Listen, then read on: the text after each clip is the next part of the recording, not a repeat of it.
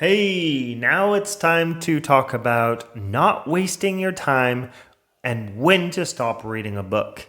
In the previous lesson, you learned about how to choose a book so you don't waste your time and money. But let's be honest, there are some times when crappy books slip through the cracks. For one reason or another, the book you decided to start reading caught your interest in the first place, whether it was because the author, the way the book was marketed, or the book's topic. Marketers can be very tricky like that because they know how to connect with your emotional needs. But it's actually not their fault that the book is not so good. You have to fine tune your book choosing abilities so that you can filter as much and as consistently as you possibly can. I know that some people cringe when I say you should stop reading a book halfway through. This isn't fiction we're talking about here. You must realize that not all books are going to be beneficial to help you progress towards your big goal. And you definitely don't have enough time in your whole entire life to read all the books in the world, or even all the books that you might want to read. That's why time is the most precious resource.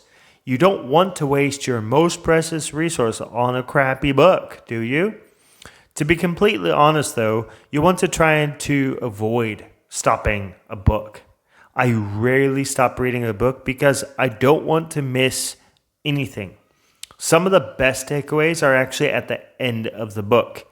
It's only on rare occasions where I absolutely hate the book that I will stop reading it.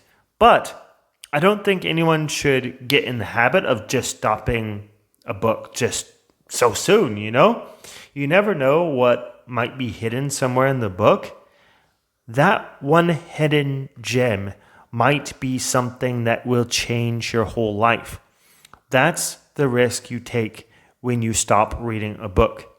In some cases, it's a risk you should definitely take.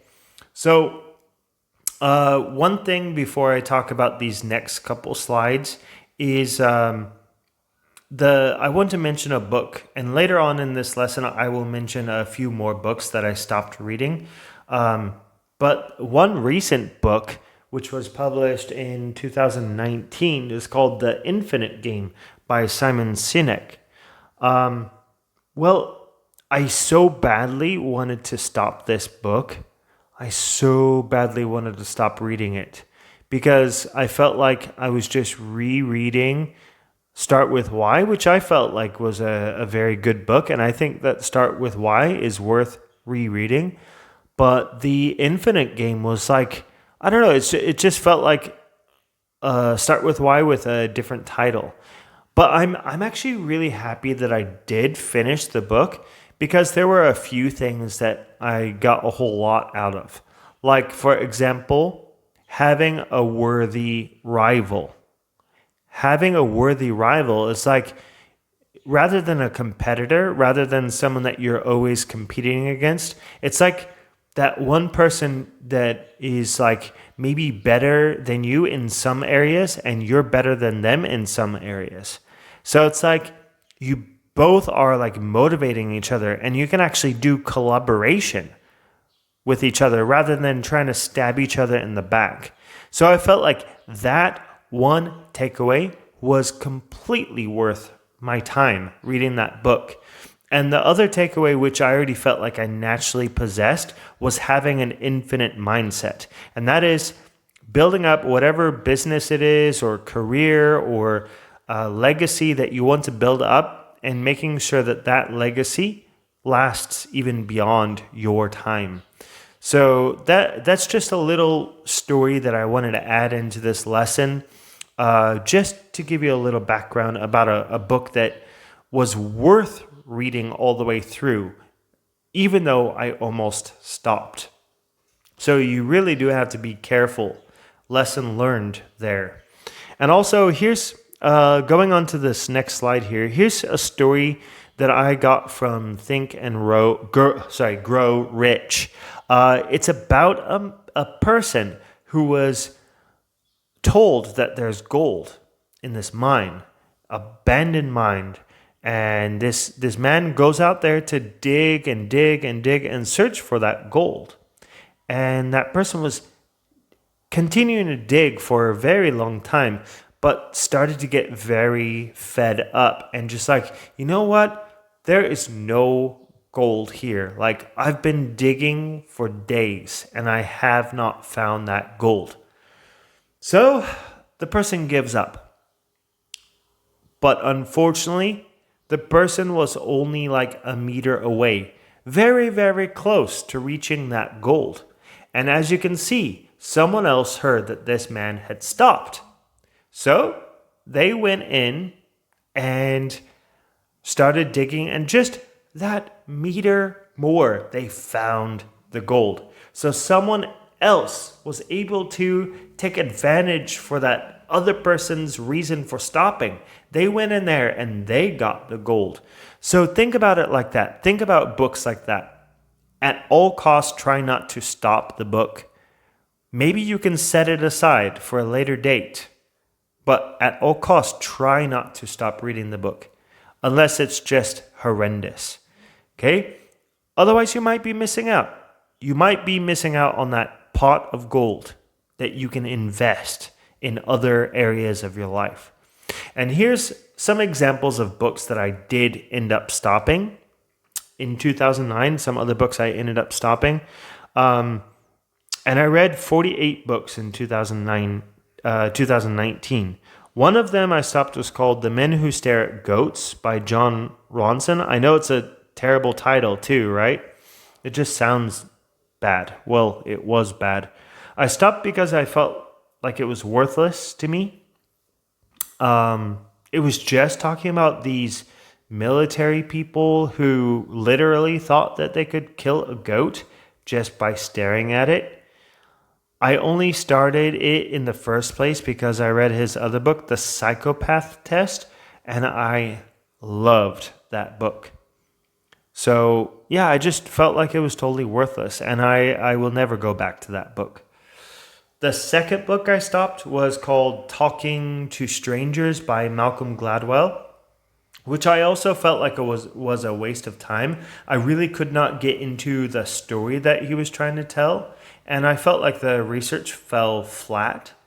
There are other books that are a whole lot better about that topic. Like, for example, The Laws of Human Nature by Robert Greene. I know it's not exactly the same topic, talking to strangers, but if you understand how human nature works, then you're going to understand how to talk with people and how to spot people that maybe are not so genuine. So I felt like talking to strangers was just, maybe it's just Malcolm Gladwell's style that I don't like. But that was just my personal opinion. So the third book I stopped was Thinking Fast and Slow by Daniel Kahneman. And the only reason why I stopped reading this book is I got 75% the way through the book and I felt like I had already learned what the book had to say. And it just, I don't know, it felt really thick for me, that book. Well, it is a thick book, very heavy, and maybe I just wasn't ready for it at that time. So I will be revisiting that book in the future so that I can dip into it a lot better. And maybe another reason why I didn't like it as much or didn't get as much from it is because I was listening to it on audiobook. And that is not the type of book you want to listen to on an audiobook. The type of book you want to listen to on an audiobook is more like an autobiography or a biography. One that doesn't necessarily require you to sit there with a highlighter and pen and get down and dirty taking notes. So it was a poor choice on my part to listen to it on audiobook. So yeah, I'll pick it up again for sure. But next time, I'll pick it up in a physical copy. So in order to decide when to stop reading a book, I have prepared some guidelines below. Here are 5 guidelines to follow. 1.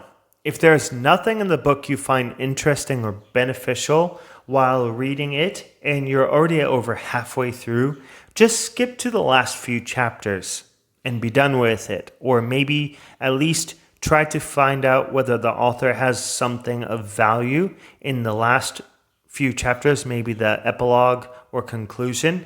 And if they summarize something that seems worthy of reading at the end of the book, then maybe there are some very good points. And this is point number 2. Maybe there are some good points. Then you could go back and maybe finish reading the book. Otherwise, if you honestly believe that you won't get much, then just stop, right? But it's okay to read the end of the book. That's totally fine. It's a nonfiction book, right? It's not going to be a spoiler.